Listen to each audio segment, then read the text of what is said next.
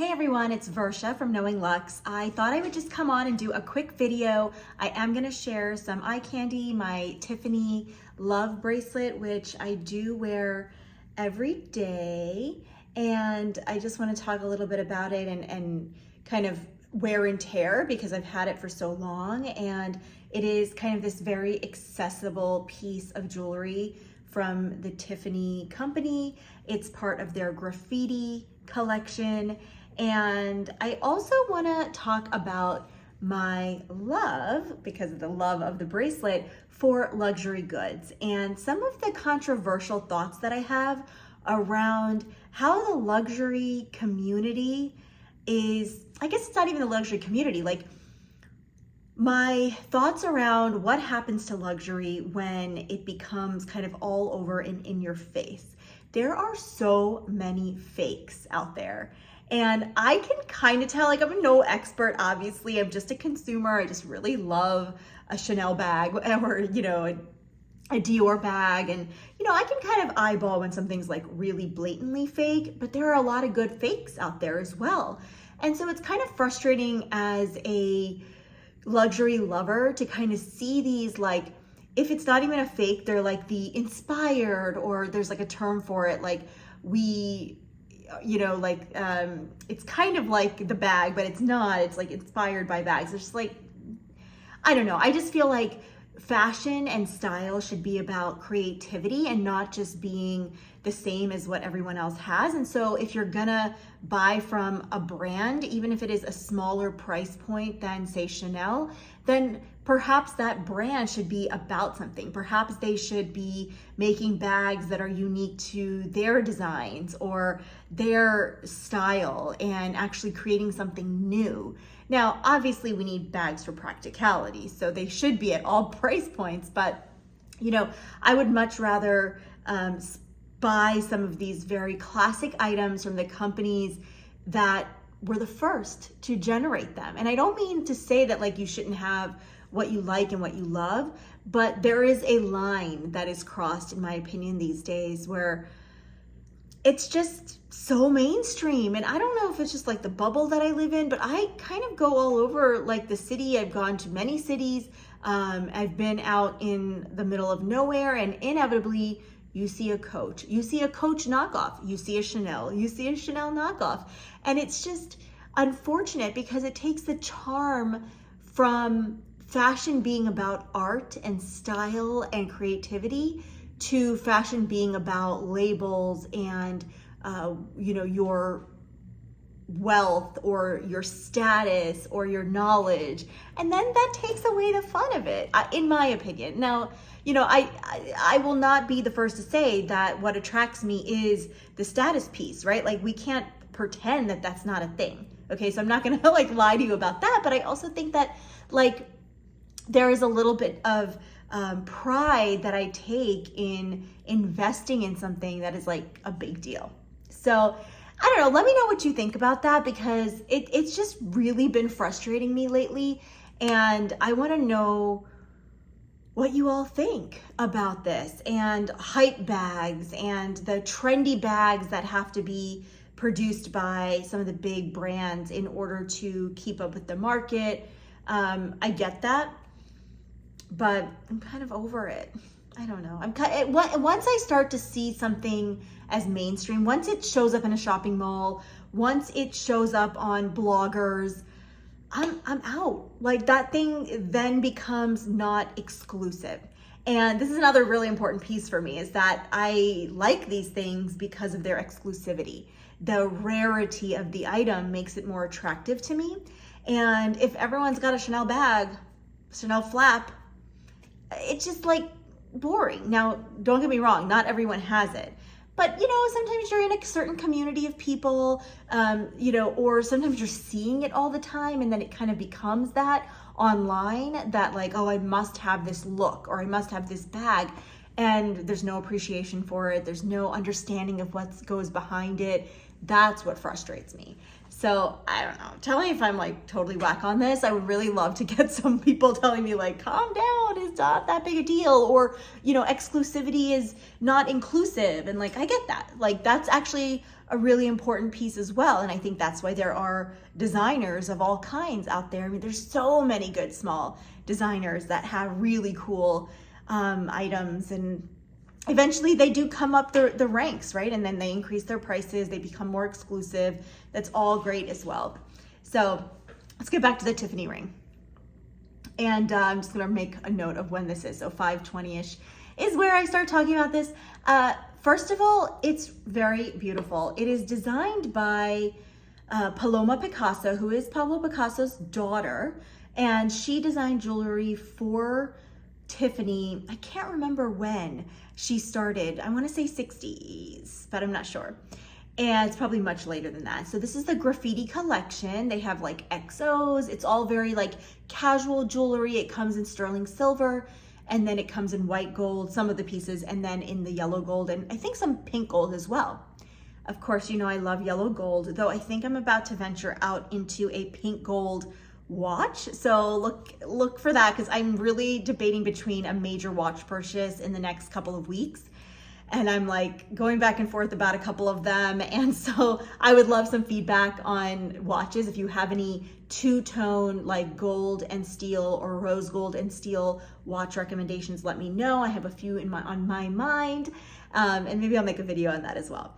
But yeah, so I went into Tiffany a few years ago and bought this on a whim because I sold I signed a huge contract with a client, and I got really excited. And unfortunately, I live near a mall that has a Tiffany, so it's a quite dangerous place to be. And so I was just so excited that I was like, I need to go splurge on something, and I wasn't going to spend thousands and thousands when the contract had just been signed. But I was like, this is a really sweet gift. And as you know, I'm a dating and relationship coach, and so the word love is a very powerful thing for me. It's something that I talk about every day. And so having this on as like a daily wear item is just so lovely.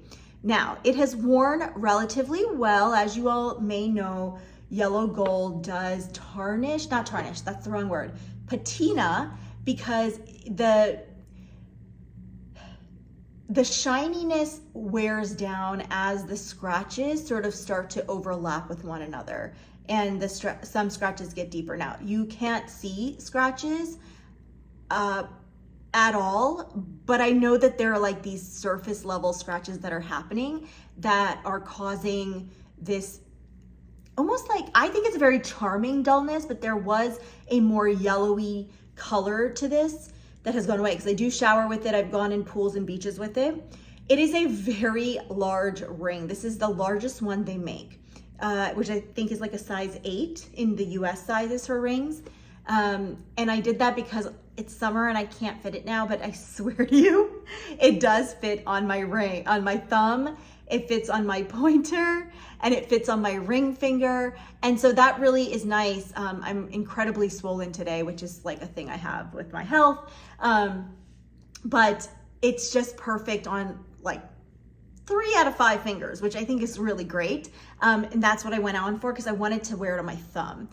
Now, wears beautifully, wears comfortably. Like, I don't even realize it's on. Like, I have to force myself to go and get like a statement ring sometimes, just because I want to change it up. But what's really nice about a ring like this is that it's just enough with, when I wear a lot of bracelets, that it's a little understated, but it's a little something something. Understated for me is different than for some people, because I'm a little blingy. But here's the catch.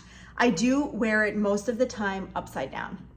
So when you look at it like that, it's fine as an outsider. But when I look at it upside down, it's upside down because the point of the L gets caught on things. And for some reason, it doesn't anymore, even if I wear it right side up. But I wonder if that's because I've gotten used to wearing it. And so maybe also the Jus en Clou does sometimes get caught on things. So I think it doesn't happen anymore because I'm so aware of it, and I've been wearing these things for years. Like, I think I bought this like 2 years ago.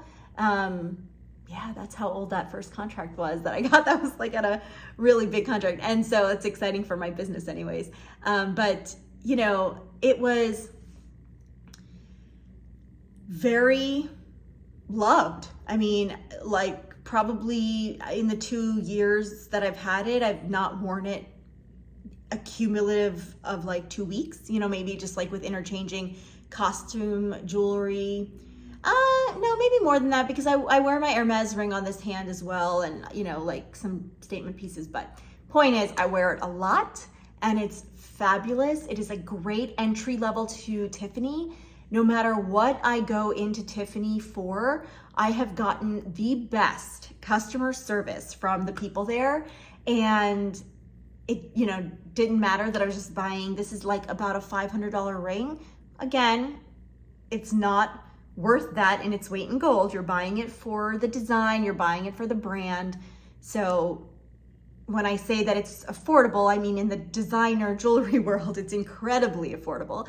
I could be wrong, it might be closer to 600 now, but I think it's definitely worth the buy. And I think that Tiffany in general has really, really good customer service, at least the mall location. I'm sure, and this is what I'm learning, right? Like place to place, day to day, you might get different experiences because they're human beings who are serving you as a profession. And so I don't sort of expect it going in.